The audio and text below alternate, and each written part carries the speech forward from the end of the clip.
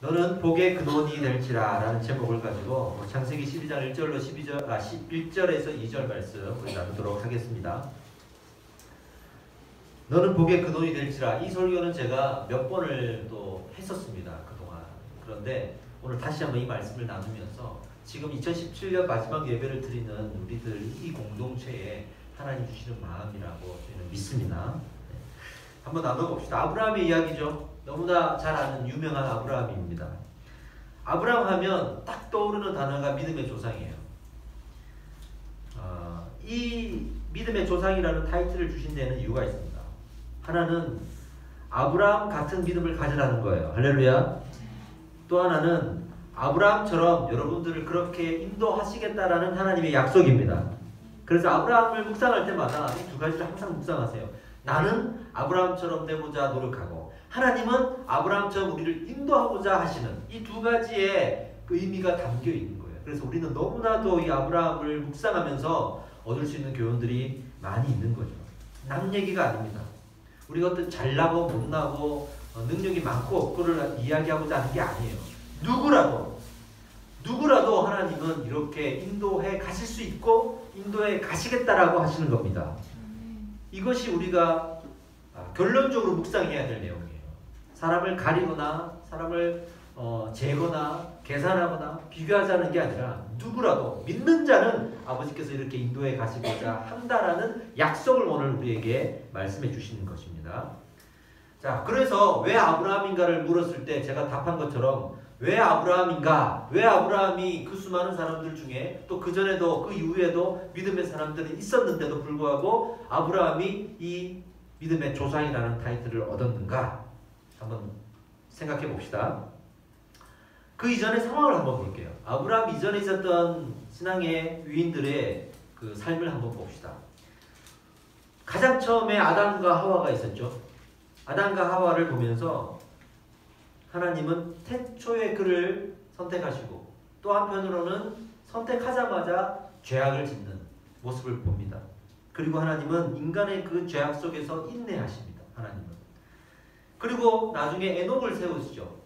에녹이 하나님과 동행했다라는 기록을 남기고 하늘로 승천했습니다. 귀한 은혜와 축복을 받았죠. 이렇게 살면 이렇게 축복을 받는다라는 것을 보여주셨어요. 그리고 에녹 이후에는 노아 시대 때 홍수로 이 땅을 심판하셨죠. 그때는 이렇게 살면 이렇게 심판받는다라는 것을 또 보여주셨습니다. 이렇게도 보여주시고 저렇게도 보여주시고 했는데 노아 시대 이후에 이제는 배 다 씹었는데 인간들이 어떻게 합니까? 바벨탑을 쌓아서 또 죄를 짓습니다. 하나님 입장에서는 정말 인내할 수밖에 없는 답답한 상황들이 벌어지는 거죠. 그때 하나님은 생각하셨습니다. 이제는 한 사람을 내가 지목하고 그 사람을 통해서 우리 인간들을 양육시켜 나가야겠다라는 생각을 하시고 한 사람을 택하기로 하십니다. 그 사람이 바로 아브라함입니다. 이름을 고쳐서 나중에 아브라함이 된 것이죠. 그러면 이 아브라함은 누구인가를 한번 우리가 살펴봅시다. 아브라함하고 아담하고 제가 비교를 잠깐 해볼게요. 왜냐하면 시기적으로 인류의 첫 믿음의 조상, 그리고 멸망 이후에 다시 하나님이 처음으로 세우셨던 두 번째 믿음의 조상이 사실은 아브라함이거든요. 두 사람은 비슷한 의미가 있지만 또 비교가 됩니다. 저는 이렇게 비교하고 싶어요. 아담은 엘리트였어요. 엘리트 가문의 엘리트 출신으로 재벌 2세 같은 사람이었습니다.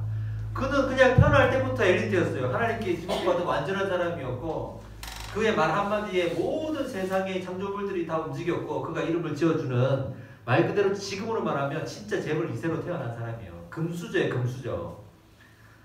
그런데 이 아브라함은요, 그가 살고 있는, 그리고 그가 가지고 있는 믿음을 보시고 그의 믿음의 가능성을 보시고 하나님께서 택하시고 지시고 볶고 그렇게 키우시고 애지중지 뿐만 아니라 매도 드시면서 그렇게 성장하도록 훈련시키신, 말 그대로 자수성가형입니다. 인생이 달라요. 근데 결국에는 아브라함이 이 타이틀을 가져갔다는 거예요. 그래서 하나님은 사람을 말씀하실 때 항상 훈련받고 양육받아야 된다는 전제를 이제부터는 깔고 하시는 거예요. 지금 이 교회에도 인간론에 대해서 이야기할 때 양육을 빼놓을 수가 없는 겁니다. 누구라도 우리는 재벌 2세로서 엘리트로서 이 땅에 살지 않아요. 특히 영적으로는. 날 때부터 우리 아버지가 목사님이라 장로님이라 우리 부모님이 이런 믿음을 가진 사람이라 그렇다고 해서 내가 자연스럽게 내 믿음이 성장하는 게 아닙니다. 우리는 그럼에도 불구하고 그냥 똑같이 양육받고 훈련받아야 될 사람들이에요. 할렐루야. 그래서 교회의 사명은 양육과 훈련에 있어요. 양육과 훈련이 없는 교회는 교회의 사명을 다하지 못하는 것이고 성도 역시 양육과 훈련을 받지 않는 성도는 그리스도인의 사명을 감당하지 않는 거예요. 이게 빠질 수 없는 부분이에요. 그러니까 아브라함을 통해서 양육과 훈련을 시키고자 했던 것, 이게 이제 우리가 캐치해낼 수 있는 거잖아요. 그러면 어떻게 훈련시키셨는가, 어떻게 양육시키셨는가를 우리가 또 묵상할 수가 있겠죠. 하나님은 아브라함을 처음 택했을 때 완벽한, 완전한, 완성된 아브라함을 보시고 선택하지 않으셨습니다. 않으셨습니다. 보통 우리가 교회에서 사람을 이렇게 뽑을 때, 제가 이제 교육자 생활을 했잖아요. 교회에서 교육자를 뽑을 때는 가능한 완전하고 완벽하고 완성된 사람을 뽑으려고 합니다. 그 담임 목사 입장은 그래요. 어디서 좀 훈련을 받고 잘 여태 준비돼가지고 딱 데리고 오고 싶지, 여기에서부터 하나부터 다 가르치려고 그러면 이게 쉽지 않거든요. 근데 성도들은 다르잖아요. 성도들은 하나부터 가르쳐야 되는 거예요. 하나부터. 그러니 하나님께서 우리를 대하실 때는 그 성도의 마음으로 대하시는 거예요. 그래서 하나부터 가르치시는 겁니다. 가르친다는 의미는 완성된 사람을 뽑는가 하고 이제 미완성된, 이제부터 시작한 사람을 뽑는가 하고 대하는 게 다르겠죠. 그러니까 부교육자가 교회에 딱 왔는데, 우리 상수 도사님 보고 제가 얘기하는 게 아니고 할 수 없네. 교육자가 와가지고 뭐 실수를 하면 교회는 야단치는 거예요. 실수하면 안 되는 사람이 실수했으니까. 근데 성도가 실수하면 너무 그냥 사랑으로 넘는 거예요. 이게 있을 수밖에 없는 현실이야, 이게. 그러니까 저 같은 사람은 부교육자로 오랫동안 살았으니 그 실수에 얼마나 민감하겠습니까? 그죠? 근데 하나님이 우리를 대할 때는 사실 한 사람의 성도로 대하는 거예요. 할렐루야. 이게 은혜입니다. 성경에 하나님의 사람이라고 나오는 인물들이 있어요. 이 사람들은 실수할 때 하나님 바로 생명을 걷어가세요. 제사장들이 성소에 들어가서 하나님께서 그 제사를 받지 않으실 때 생명을 데리고 가세요. 실수를 용납하지 않아요. 흠없는 어린 양을 드리라고 그랬잖아요. 근데 하나님이 아브라함 같은 이렇게 성도들을 데려갈 때는 정말 품으시고 고치시고 하는 장면들이 많거든요. 그래서 우리가 그렇게 부름받은 거에 대해서 감사하게 생각해야 됩니다. 그게 너무나도 우리가 감사한 겁니다. 그것을 아브라함의 삶을 통해 우리가 배울 수 있는 거예요. 왜냐하면 하나님 우리를 자녀 삼으셨으니까. 그리고 하나님이 우리를 그런 실수보다 관계로 더 중요하게 생각하시니까. 실수를 보지 않고 너와 나는 그런 관계가 아니잖아. 비즈니스 관계가 아니잖아. 너와 나와의 관계는 내가 아버지고 너희는 나의 아들이기 때문에, 나의 딸이기 때문에 이렇게 말씀하시니까요. 제가 이 차가 되게 저한테는 소중해요. 남자의 자존심은 자동차라 그러잖아요. 차가 좋지는 않아도 깨끗하게 쓰고 안전하게 쓰려고 하는 마음이 있죠. 근데 저희 이제 아내가 차를 타다가 사고를 냈어요. 가만히 있는 화물을 그냥 긁었대요. 가만히 있는 주차장을 긁고 했대요. 그러면 이제 우리의 관계가 어떤 비즈니스적인 관계였다 그러면, 내가 차를 빌려준 관계였다 그러면 화가 나죠. 사고가 나면 안 되는 거였어요. 그게 더 중요한 거예요. 근데 우리는 부부잖아요. 그러니 제 입장에서는 차가 사고가 난 것보다도 우리의 관계가 중요한 거예요. 그럼 제가 뭐라고 하겠습니까? 나 긁었어. 그런데 뭐라고 그러겠습니까? 잘하셨습니다. 이렇게 얘기하는 거예요. 그리고 뭐 보험 처리하고 하는 거죠. 그 이상으로 뭐 어떻게 합니까? 할 수도 없고. 그렇게 우리는 관계가 더 소중한 거니까 관계로 문제를 풀어가는 거예요. 술, 담배 하는 사람이 교회 나오겠다 그랬을 때 우리는 어떻게 해야 됩니까? 당신 술, 담배 하니까 교회 나오면 안 됩니다. 이렇게 얘기하면 안 되는 거예요. 왜냐하면 그 사람은 하나님은 죄인을 용서하신다 그러고 그래서 자기가 죄인이기 때문에 교회 가겠다 그러는데 넌 죄인이기 때문에 오지 말라 그럴 수는 없잖아요. 근데 이런 우를 우리가 많이 범하고 있거든. 단지 이런 건 있죠. 죄인임을 각서하고 있는지는 다른 거예요. 내가 죄인이 아닙니다 이러면서 막 죄를 짓고 죄를 합리화하고 하는 거는 다른 거예요. 근데 자기가 죄인이라고 고백하는 이상 우리 교회는 그가 아직 죄인의 모습임에도 받아들이고 품어줘야 되는 거예요. 그렇게 우리는 서로 간에 그런 성도로서의 관계로 우리는 신앙생활을 해나가야 됩니다. 하나님은 그렇게 우리를 부르셨다는 게 처음으로 우리가 캐치하고 가야 될 부분이에요. 결국에는 하나님은 그렇게 만드실 거예요. 할렐루야. 반드시 만드실 거예요. 그걸 믿어야 돼요. 저와 여러분과의 사이는 또 여러분이 또 리더가 되고 또 자기의 그 섬겨야 될 공동체가 있을 때 또 서로가 서로를 바라봐야 될 때 제일 중요한 것은 반드시 하나님이 그렇게 만드실 거라는 믿음이 있어야 돼요. 이 믿음이 없으면 윽박 지르게 되고 강하게 푸시하게 되고 야단치게 되고 불신의 그 열매들이 맺어지게 돼요. 근데 당장에는 아니더라도 우리가 인내할 수 있는 이유는 결국 그 인내가 연단을 만들고 하나님의 소망에 이르도록 하실 거라는 믿음이 있기 때문이에요. 그래서 아브라함의 이 인생을 통해서 그 하나님의 인내하심을 우리가 배우게 되는 거예요. 그리고 우리가 우리를 바라볼 때, 서로를 바라볼 때 인내하게 되는 겁니다. 이 훈련과 양육 때문에 이런 일들이 벌어지는 거예요. 두 가지를 우리가 결론을 내려서 제가 말씀을 드리겠습니다. 첫 번째는 하나님이 아브라함을 훈련시키시면서 이런 열매를 맺게 하겠다라는 두 가지 열매가 있는데, 하나는 따라합시다. 믿음의 열매를 작정하셨습니다. 믿음의 열매입니다. 결국에는 하나님께서 왜 양육하고 왜 훈련시키셨겠습니까? 믿음의 사람이 되게 하려고 그런 거 아니에요. 우리가 교회 나와서 하나님의 인도함을 받을 때는 결론은 그냥 믿음의 사람이 되고자 하나님께서 우리를 인도해 가시는 거예요. 이게 가장 중요한 일이에요. 믿음의 열매. 결국에는 아브라함의 인생 중에 믿음의 열매의 최정점에 이르렀던 사건이 뭡니까? 창세기 22장에 이삭을 번제로 드렸던 이삭 번제예요. 그리고 그 이삭 번제가 창세기 22장 있고 난 다음에 아브라함은 급격하게 사라지기 시작합니다. 23장에서 자기 아내 사라가 죽고 24장에서 이삭이 결혼해서 자기 다음을 이을 준비를 이제 하고 25장에서 아브라함이 죽어버려요. 그리고 끝납니다.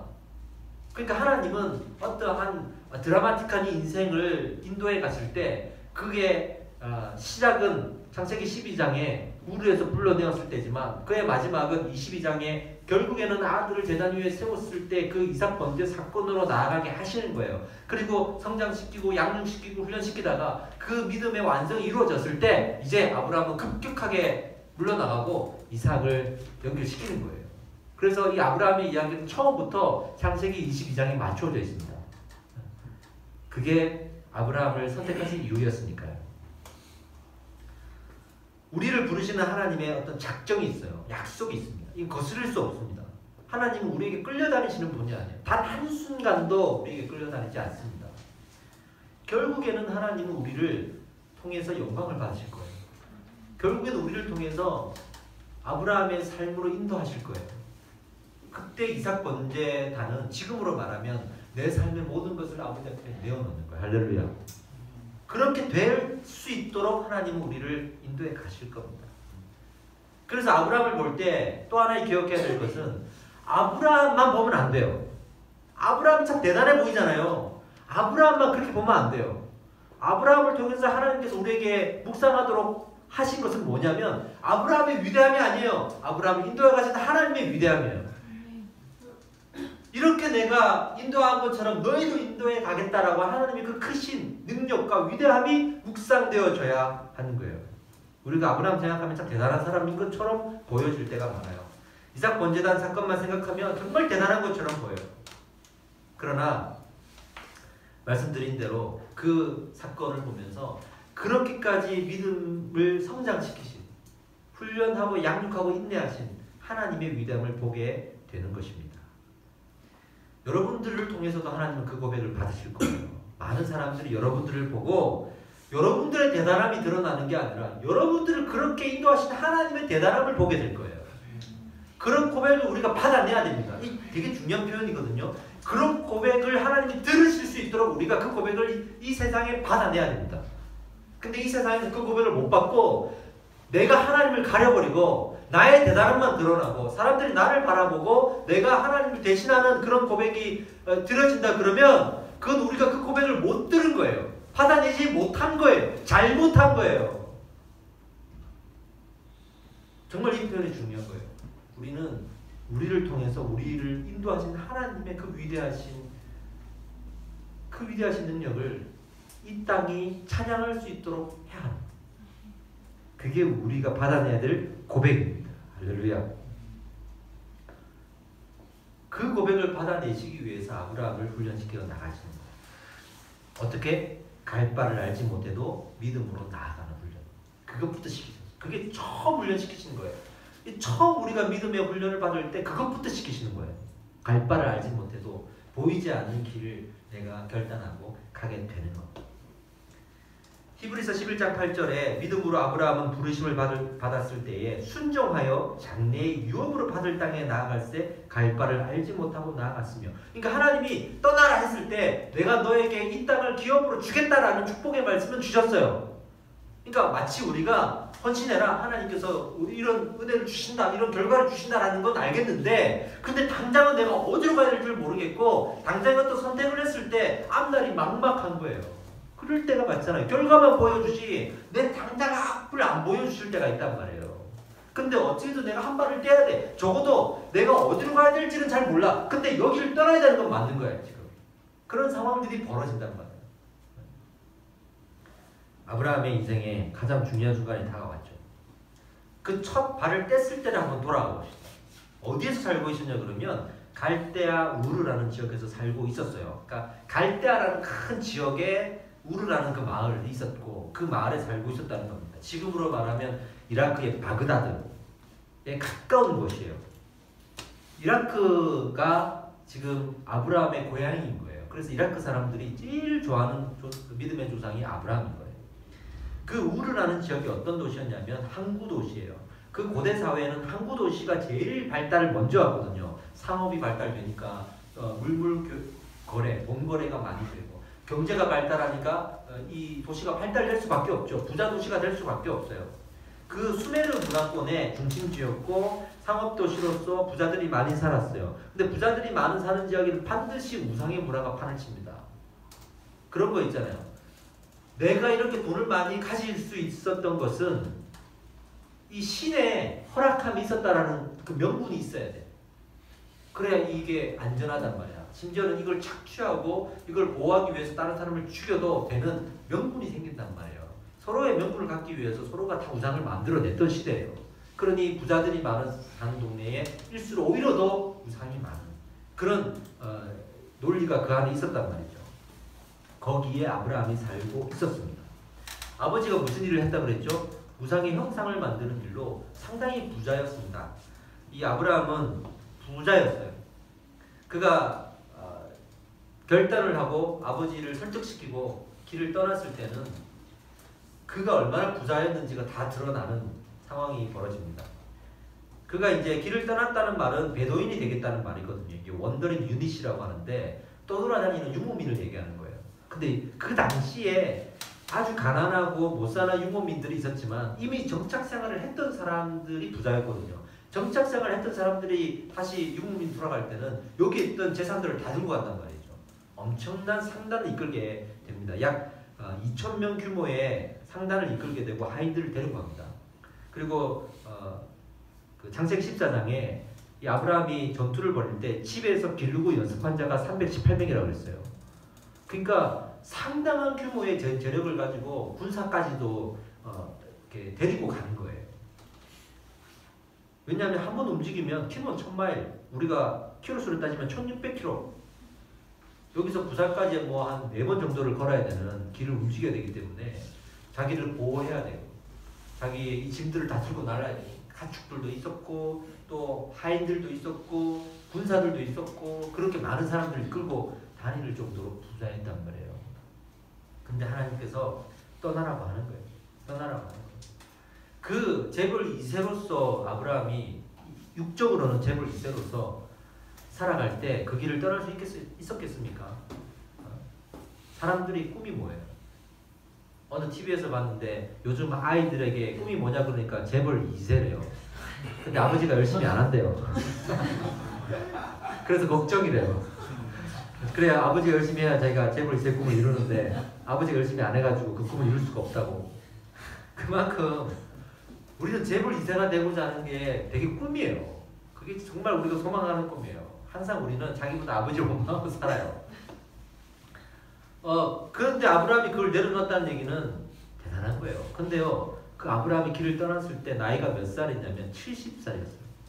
이미 인생을 살 만큼 살았고 그 부자의 생활을 누릴 만큼 누렸단 말이에요. 총 175세까지 나중에 살게 되는데 그 중에 70세에 길을 떠났어요. 근데 자기가 얼마큼 더 살게 될지는 모르잖아요. 그때 평균 나이가 보통 100세 전후로 한다 그러면 상당히 본인도 지금 결단을 해야 되는 상황인 거예요.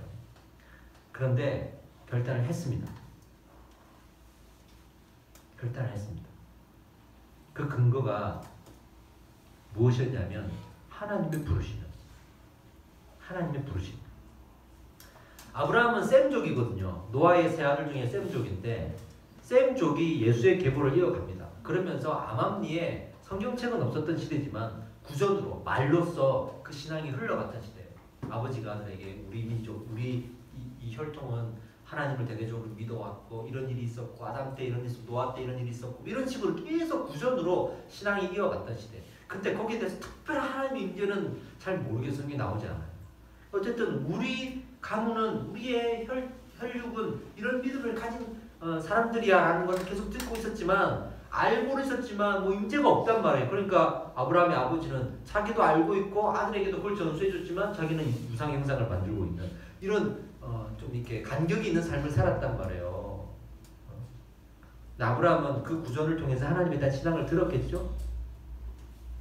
큰 뭐 폭발적인 신앙은 아니었지만 그래도 물줄기처럼 이 신앙이 흘러갔겠죠. 근데 하나님이 아브라함을 부르세요. 드디어 임재하셨습니다. 이 근거가 어디 나오냐 그러면 느헤미야 9장 7절에 나와요. 읽어드릴게요. 느헤미야 9장 7절에 주는 하나님 여호와시라 옛적에 아브라함을 택하시고 갈대아 우르에서 인도하여 내시고 그랬습니다. 갈대아 우르에 있을 때 아브라함을 누가 이끌어냈다. 자기의 결단이 아니라 하나님이 인도해 내셨다는 것이 느헤미야 9장 7절에 나와요. 또 하나가 나오는데 사도행전 7장 2절에 나옵니다. 스데반이 가로되 스데반이 마지막 설교할 때잖아요. 여러분 부형들이여 들으소서 우리 조상 아브라함이 하란에 있기 전 메소보다미아에 있을 때에 영광의 하나님이 그에게 보였다 그랬습니다. 메소보다미아에 있을 때, 즉 그 우르에 있을 때 하나님이 임재하시고 그를 불렀다 그랬어요. 창세기에는 정확하게 나와 있지 않지만 분명히 그 우르에서 불렀어요. 그리고 길을 떠난 겁니다. 갈 바를 알지 못해도 떠났다고 히브리서에 나와 있잖아요. 떠난 겁니다. 지금 이 시대에 우리 그리스도인들에게 필요한 훈련이 뭐냐면 부르심에 순종하는 훈련이에요. 부르심에 순종하는 훈련. 왜냐하면 우리는 현실적인 이유가 너무 많은 시대예요. 이 시대는. 너무 복잡하고 지고 있는 게 많고 가지고 있는 게 많고 걸려 있는 게 많아서 이제는 참 하나님 앞에 순종하는 것도 힘들어요. 가장 큰 축복은요. 하나님이 부르실 때 응답하는 거예요. 특별한 사람만 부르는 게 아니라 하나님 언제든지 나를 부르실 수 있는 사람입니다. 우리가 하나님이 기도 안 들어주신다고 불평할 때 하나님은 부르시면 응답하지 않는 우리를 보고 있어요. 기억하십시오. 그래서 부르심은 상황으로 받지 말고 믿음으로 받으셔야 됩니다. 그래서 여러분들이 이 작은 개척교회에 오신 거예요. 상황만 봤으면 다들 지금 안 와요. 죄송하지만 다 상가를 공사 끝내고 뭐 재정에 대한 부담도 없고 헌금에 대한 부담도 없고 또 어려울 때 왔다 갔다 날씨 안 좋으면 뭐 예배 드리기도 어렵고 거리도 있고 주차 불편하고 그죠? 헌신해야 될 게 많은 이 시기에 안 와요. 근데 지금 여기 앉아있는 여러분들은 믿음으로 이것을 해석했기 때문에 올 수가 있었습니다. 할렐루야. 그래서 참 귀한 거, 너무 귀한 거예요. 하나님이 그것만으로도 여러분들에게 너무나 감동받으셨음을 저는 믿습니다. 그렇게 이제 발을 띄는 사람들에게 하나님은 언젠가는요 정확한 길을 또 알려주세요. 그래서 하란에 도착했을 때, 왜냐하면 아브라함이 하란으로 처음에 갔는데 너무나도 당연한 행보였어요. 그 수많은 가축들이 있고 그 가축들은 풀을 먹어야 되는데 우르를 떠나서 하란으로 갈 수밖에 없었던 이유는 그 하란이 북쪽에 있었는데 그 북쪽 하란이 제일 풀이 많은 지역이에요. 그러니까 유목민들이 일단은 거기서 가축들을 먹이고 한숨 쉬면서 이제는 어디로 갈까요? 라고 물을 수 있는 상황을 또 만들어내야 되는 거거든요. 그러니까 1차적으로 현실적으로 하란으로 갈 수밖에 없었어요. 그 하란으로 가는 길이 1000마일이었으니까 엄청 먼 길을 간 거예요. 그 가서 거기서 자기 아버지가 돌아가세요. 그리고 하란에서 하나님이 임재하시는 거예요. 그리고 정확하게 말씀하셨습니다. 내가 지시할 땅으로 가라. 그리고 세겜 땅으로 드디어 가게 되는 거죠. 발을 띄면 하나님께서 그 걸음을 인도하십니다. 할렐루야. 네. 그래서 창세기 오늘 1절에 여호와께서 아브라함에게 이르시되 너는 너의 본토 친척 아비 집을 떠나 내가 내게 지시할 땅으로 가라. 이 음성을 드디어 주시는 거예요. 살다 보면요, 갈 바를 알지 못할 때가 참 많습니다. 계산기 두드려보고 그렇게 해야 되는데, 부르심의 귀를 기울여야 되는데 계산기가 두드려도 답이 안 나. 근데 항상 사람이 간사한 게 이게 소수적으로 나와요. 그냥 기다 아니다가 답이 나오면 뭔가가 좀 편할 텐데, 아니다 그러면 하나님께 아니잖아요 라고 따지기를 해볼 텐데 꼭 소수적으로 나와. 이래 하기에도 애매하고 저래 하기에도 애매한 결과가 꼭 나와요. 그러나 우리는 그 부르심의 믿음으로 반응하셔야 됩니다. 저희 가정이 이번에 이제 그 상가로 우리 교회가 이제 공사 들어가면서 이사 문제를 가지고 심각하게 기도하고 있어요. 그 이사를 언제 해야 되냐? 현실적으로 생각하면 지금에 있는 아파트에서 좀 더 있다가 내년 연말쯤에 그때 이전하면 아이들 학교 문제 해결되고, 특히 진성이가 이 화곡중학교 그 이제 통학하는 거리 이런 것들도 해결되고 나름 이게 뭔가가 좀 자연스럽겠다 이 생각을 하고 이제 현실적으로는 그렇게. 근데 하나님이 자꾸만 마음 부담을 주세요. 우리 담임 목사가 자꾸 거리를 두려고 그러냐. 근데 저는 지금까지 제가 이렇게 교회에서 교역자로 살면서 목사님들의 삶을 보면서 가장 존경스러웠던 게, 그리고 이래야겠다라는 생각이 들었던 게, 목사님들이 항상 교회에 언제든지 달려올 수 있는 곳에 집을 두시더라고요. 근데 처음에는 그냥 당연하게 생각했는데 나중에는 꼭 그래야 되나? 또 큰 교회 보니까 뭐 사택이 좀 멀리도 있고 그러던데 꼭 그래야 되나? 이렇게 생각을 했는데 제가 결정을 해보니까 알겠어요. 정말 몇 안 되는 우리 성도들이 지금 얼마나 귀합니까? 근데 교회에 기도할 때 담임 목사가 멀리 있고 그때그때 달려가지 못하고, 또 교회에 누가 상담을 하러 오거나 누군가 기도해야 될 일이 있을 때 내가 오지 못한다는 건 이게 상당히 큰 부담이 있더라고요. 그래서 이제 아내랑 이야기하면서 계속 하나님께서 부담을 주셔서 저희가 이제 아파트를 알아보는 거예요. 근데 계산기를 두드려 보니까 이게 쉽지가 않은 거야. 그래서 애매한 상황이 줄 쓰는 거예요. 가기에는 또 이런 문제가 있고 안 가기에는 이런 문제가 있고. 근데 하나님께서 계속 우리 마음에 부담 주시고, 그래서 일단은 가자 이렇게 결론을 내리고 지금 알아보고 있으니까 기도해 주십시오. 그러니까 현실을 생각하면 진석이 우리 애들 학교 옮기는 거 뭐 이런 거 생각하면 못 가요. 근데 하나님께서 마음을 주시는 거예요. 자꾸만 일단은 가보자. 우리 아이들을 우리가 기도하고 또 우리가 더 수고하자 이런 마음. 이것도 교회 앞에서 우리가 먼저 헌신해야 될 부분이라고 생각을 또 하는 거예요. 그래서 여러 가지 우리도 그런 상황에 놓여 있으니 이 말씀이 얼마나 또 저부터 묵상해야 될 말씀이 아니겠습니까? 자, 두 번째 넘어가면, 하나님은 그 아브라함을 통해서 그렇게 믿음의 사람으로 세우고자 함과 동시에 하나님의 나라를 이루고자 하는 꿈이 있으셨습니다. 할렐루야. 네. 아브라함을 한 개인으로만 보지 않았어요. 그를 통해서 민족을 이루고 나라를 이루고자 하는 하나님의 꿈이 있었습니다. 그래서 아브라함이 믿음으로 세워지면 그 아브라함의 후손들을 통해서 하나님의 나라가 세워질 것이라고 하나님은 그렇게 계획을 세우셨던 거예요. 그래서 믿음의 조상이라는 말이 나온 거예요. 하나님은 지금 여러분들도 한 개인으로 보지 않으십니다. 제가 이렇게 그 유젠 사역을 할 때 멤버들한테 늘 얘기했던 게 있어요. 그 막내, 20살짜리 막내들한테도 제가 뭐라고 얘기했냐면, 너희를 그냥 유젠에 거쳐가는 한 사람의 스텝으로 보지 않는다. 미래의 어떤 공동체의 리더가 될 것이고 또 이 예배 사역의 일꾼이 될 사람들인데 그냥 거쳐가는 사람을 생각하지 않는다. 여기 있을 때 모든 걸 다 배우고 가라. 이 뜻 제가 항상 얘기했거든요. 그래서 재정 보고도 다 같이 했어요. 그리고 제가 이렇게 말씀을 양육하는 커리큘럼 같은 것도 잘 눈여겨봐라. 문제가 생겼을 때 이렇게 하는 걸 잘 여겨라. 말씀을 어떻게 가르쳐야 되는지, 양육을 어떻게 해야 되는지, 재정 운영을 어떻게 해야 되는지 이런 것들을 좀 배워보고 갈 수 있도록 제가 항상 오픈하려고 하는 그런 마음들을 많이 가졌거든요.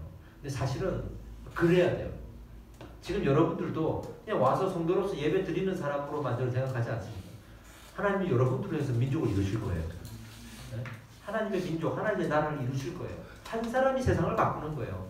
성경의 역사, 교회의 역사를 보면 하나님께서 수많은 사람들을 인도하시지만 결국은 세상을 바꿀 때 한 사람의 기도와 한 사람의 운동과 한 사람의 결단을 통해서 일하시는 하나님 저는 많이 봤거든요. 여러분들 한 사람 한 사람이 너무나 중요한 사람들이고 그렇게 세우실 줄 믿습니다. 그래서 이 훈련에 참여하는 사람들은 하나님께서 이미 축복하신 겁니다. 그래서 하나님이 뭐라고 그러시냐면 그 한 개인을 민족으로 봤기 때문에 내가 너를 복의 근원으로 삼을 것이다 얘기하는 거예요. 그래서 복의 근원, 내가 복의 근원이에요. 나를 만나는 사람이 복을 받은 거예요. 왜? 내가 복덩이기 때문에. 하나님이 함께 하시고 나를 세우셨고 나를 부르셨고 나를 인도하시기 때문에 나를 만나는 사람들은 똑같이 하나님께서 인도하실 하나님 축복이 흘러가는 거예요. 그 한 사람 한 사람의 정체성이 얼마나 귀합니까? 네. 여러분들은 복의 근원이 될지어다. 할렐루야. 믿으시기 바랍니다. 이제 말씀의 결론을 맺겠습니다. 그렇게 하나님께서 하나님의 나라를 세우시고 믿음의 조상으로 열매를 맺어 가실 때 그것을 통해서 결국에는 하나님의 위대하심이 드러나는 거거든요. 그러니 하나님의 위대하심을 드러내기 위해서 하시는 일들을 보십시오. 그냥 아브라함에게 뭐 어떤 사건 하나를 딱 줘서 내가 너를 이렇게 인도한다, 나를 칭찬해라, 이게 아니에요. 얼마나 원대한 계획이 있습니까? 하나님의 꿈이 얼마나 큽니까? 근데 그를 결국에는 이루시잖아요. 가나안 땅에 결국 이루게 하시고 나라를 이루게 하시고 그 나라가 잘못됐을 때도 무너뜨리시고 또 회복시켜주시고 지금 이 땅에 수많은 그리스도인들이 예배드리게 하시고 지금 다가올 때를 기다리게 하시고 지금 우리를 이렇게 모이게 하시는 하나님 보십시오. 얼마나 대단한 기독교의 역사는 끊어진 적이 없어요. 단 한 번도 기도의 역사에 불이 꺼진 적이 없어요. 하나님 정말 위대하세요. 그러니 지금 여러분들 한 사람 한 사람이 수동적으로 예배 드리는 것만 우리가 만족한다 그러면 하나님의 꿈, 그 하나님의 위대하심이 너무나도 소박해지는 거예요. 그렇지 않습니다. 정말 대단한 하나님의 꿈들이 여러분 안에 다 있어요. 제가 처음에 20살 때 신학교를 갔을 때, 또 신학대학원을 갔을 때, 그때만 해도요, 저는 나를 통해서 하나님이 무슨 일을 하실지에 대한 소망이 되게 없었던 사람 중에 하나인 것 같아요. 앞이 안 보이니까. 너무나도 저도 가난한 시절이 있었고 어려운 시절이 있었고 우리 아이 셋 키우면서 힘든 시절이 있었고 당장에 사역을 하려니 나는 가진 것도 없고 인맥도 없고 뭐 내가 의지할 분도 없고 아무것도 없었어요. 그럴 때는 가라고 해서 직장도 때려치우고 가긴 하지만 내가 과연 무엇을 할 수 있을까에 대해서는 상당히 이 낮은 자존감들이 툭툭 튀어나올 때가 많았어요. 어떤 친구는 자기 아버지가 목사님이라 교회를 물려준다고 하고 그런 친구들하고 얘기해보면 이 논리가 달라. 우리하고의 고민의 이 정도가 다르더라고. 결국에는 뭔가 얘기할 수 있는 공통점이 없어요. 그리고 그런 사람 있잖아요. 자기 부모님이 부자이구나. 또 뭐 장인장모가 부자이구나. 그래가지고 한쪽에서 막 교회를 하나 떡 세워주고 이번에도 우리 동기는 그 부모님이 와 10억을 들여가지고 건물을 딱 사가지고 교회 하라고 줬대. 그런 친구들 보면 야 이게 세상과 다를 바가 없겠구나 이런 생각이 들더라고. 그리고 이제 또 그 뭔가 이렇게 교회에서 이렇게 연이 있어가지고 특별한 경우에 큰 교회 청빙을 받아가지고 또 다 가는 사람들도 있고 이 목회 안에서도 그런 게 있거든요. 근데 저는 그 어린 나이 때부터 제 동기들보다 뭐 하나 나은 게 없었어요. 졸업을 일찍 하는 것도 아니고 그렇다고 공부를 그렇게 잘한 것도 아니고 나를 불러주는 데가 있는 것도 아니고 내가 사역하고 있는 교회가 그렇다고 뭐 대단한 교회도 아니고 그렇다고 내가 뭐 재력이 있는 것도 아니고 뭐 집안에 백이 있는 것도 아니고 뭐 정말 누구 하나 이렇게 의지할 수 있는 사람이 없었을 때가 있어요. 지금 돌아보면 야 그냥 하나님밖에 없었구나 라는 생각이 드는데 지금 제가 딱 돌아보면 너무 감사한 것은 하나님만 바라볼 수밖에 없었다는 게 너무 감사해요. 그럼 제가 많이 변질될 수 있고 제 믿음이 연약하기 때문에 하나님이 저를 광야에다가 딱 내놓지 않으셨으면 뭔가를 의지하는 마음에 하나님 주신 이 훈련에 열매를 맺지 못할 수도 있겠구나 라는 생각을 참 많이 합니다. 지나고 보면 결국에는 이루실 건데 내가 거기에 대해서 참 여기까지 오는 길이 귀했구나 이런 생각을 많이 해요. 그러니까 지금 제가 이렇게 개척을 했잖아요. 뭐 처음에 6명 모여가지고 예배 드릴 때도 불안하지는 않았어요. 왜냐하면 그런 세월들이 저한테 도움이 되는 거예요. 그때도 그랬다. 하나님 결국에 이루신다는 게 제 마음에 있는 거예요. 그래서 뭔가를 저는 항상 뭐 시작하게 하시더라고요. 처음에 교회 부임했을 때도 개척식이었고, 유재는 처음 시작할 때, 학교 처음 시작할 때, 뭔가 나는 항상 시작할 때, 누가 딱 해놓은 걸 가가지고, 이렇게 한 적이 없어, 나는. 뭐든지 나는 내가 시작해야 돼. 여러분, 생각보다 이거 짜증나는 거예요. 이게 쉬운 일이죠. 이게 아니에요. 정말 이거 할 때마다 얼마나 많은 일들과 어려움이 있었겠어요. 뭐 하나 하고 나면 이거는 다른 사람 하게 해주고 나는 또 딴 거 해야 돼. 이거 하고 나면 또 물려주고 또 딴 거 해야 되고. 이 개척만 하시는 목사님 참 존경스러워. 근데 이것도 해보고 저것도 해보고 다 해봤는데 개척까지 또 해야 되는 거야 이게. 근데 그래서 실망스러울 때가 있지만 그래서 또 감사한 거예요.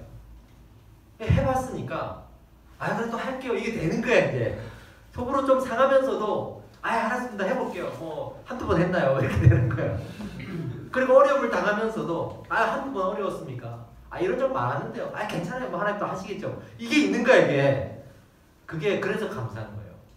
그래서 인내가 연단을 이루고 소망을 이루는 줄 알미로다. 이 말씀이 저는 너무나도 실감이 나는 거예요.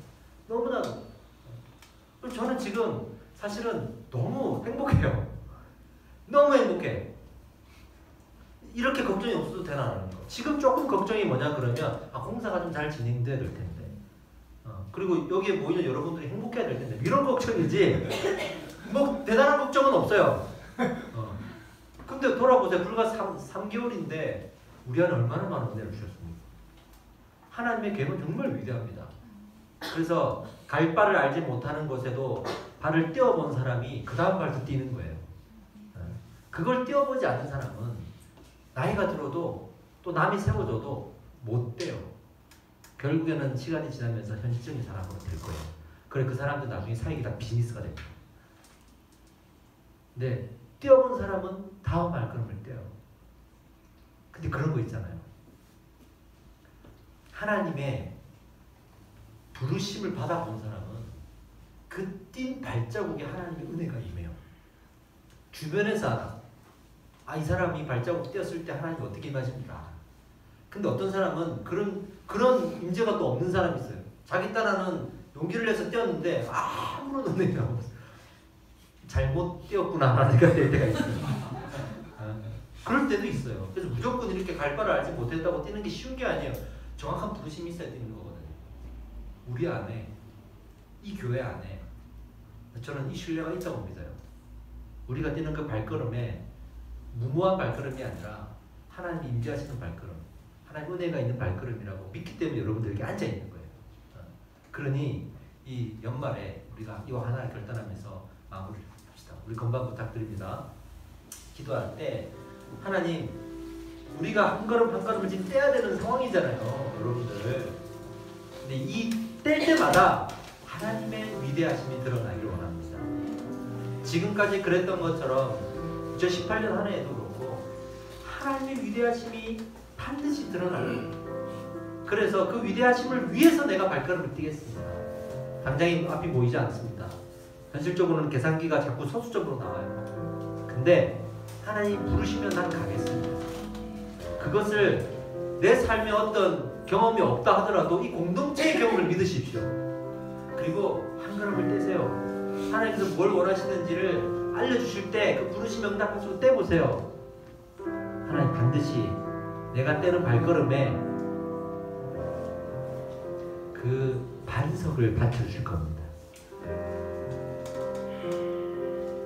내 걸음에 반석되어 주셔서 나의 걸음을 인도하실 것입니다. 그리고 다른 사람들이 보고 두려워하여 아버지를 경외하도록 하실 것입니다. 우리가 기도합시다. 하나님, 나의 이 갈 바를 알지 못하고 고민하고 있는 나의 마음속에 오셔서 믿음의 발걸음을 떼게 하시고 그 부르심의 응답, 부르심에 반응하게 하여 주시옵소서. 또 이 교회가 그렇게 한 걸음을 뗄 때마다 우리를 통해서 아버지의 영광과 하나님의 위대하심이 드러날 수 있는 발걸음 되게 하여 주시옵소서. 우리 한번 주여 한번 외치고 정으로 기도하겠습니다. 기도합시다. 주여!